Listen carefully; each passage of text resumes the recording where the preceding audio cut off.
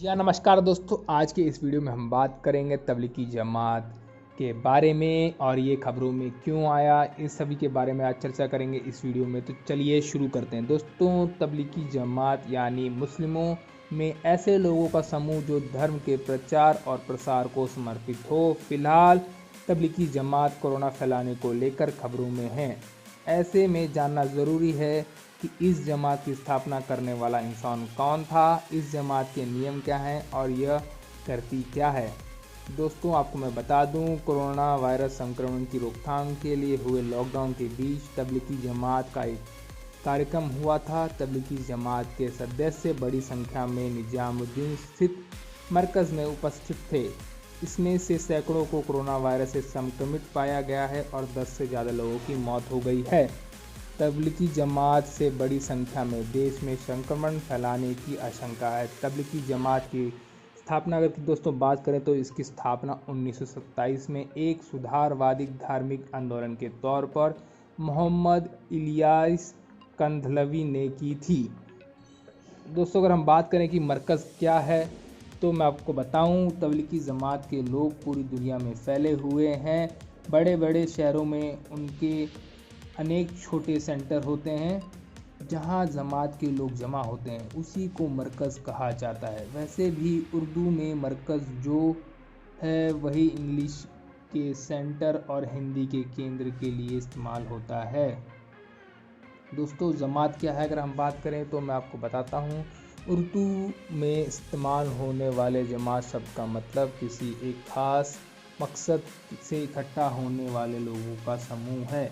तबलीगी जमात के संबंध में बात करें तो जहां जमात ऐसे लोगों के समूह को कहा जाता है जो कुछ दिनों के लिए खुद को पूरी तरह तबलीगी जमात को समर्पित कर देते हैं।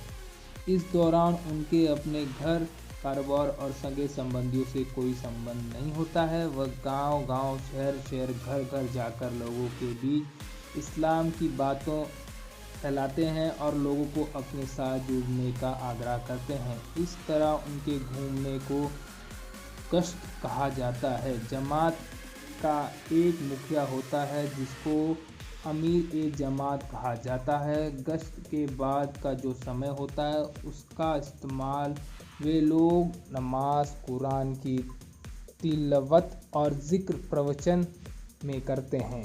जमात से लोग एक निश्चित समय के लिए जुड़ते हैं। कई लोग 3 दिन के लिए, कोई 40 दिन के लिए, कोई 4 महीने के लिए तो कोई साल भर के लिए शामिल होता है। इस अवधि के समाप्त होने के बाद ही वो अपने घर को लौटते हैं और रोज़ाना के काम में लगते हैं। दोस्तों, अगर हम बात करें कि तबलीगी जमात के सिद्धांतों के बारे में, तो तबलीगी जमात के सिद्धांत 6 बातों पर आधारित हैं, जिनके 6 बातें 6 सिफात और 6 नंबर भी कहा जाता है। वह सिद्धांत इस तरह हैं: ईमान यानी पूरी तरह भगवान पर भरोसा करना, नमाज पढ़ना, इल्म व ज़िक्र यानी धर्म से संबंधित बातें करना, इकराम ए मुस्लिम यानी मुसलमानों का आपस में एक दूसरे का सम्मान करना और मदद करना, इखलास ए नियत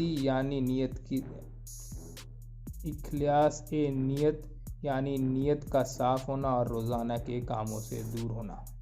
दोस्तों, और हम अगर बात करते हैं तबलीगी जमात के मरकज़ भारत में कहाँ कहाँ हैं और कौन से कुछ प्रमुख जमात कौन से हैं, तो भारत में दिल्ली के निज़ामुद्दीन में बंगले वाली मस्जिद में तबलीगी जमात का मरकज़। दुनिया भर में तबलीगी जमात के बीच इस मरकज़ की हैसियत तीर्थस्थल जैसी है।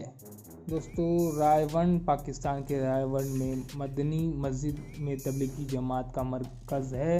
यह दोनों अहम मरकज़ हैं। बाकी दुनिया भर में इसके कई मरकज़ हैं। दोस्तों, मुझे उम्मीद है कि इस वीडियो से आपको काफ़ी कुछ जानने को मिला होगा। तो इसी के साथ शुक्रिया, धन्यवाद।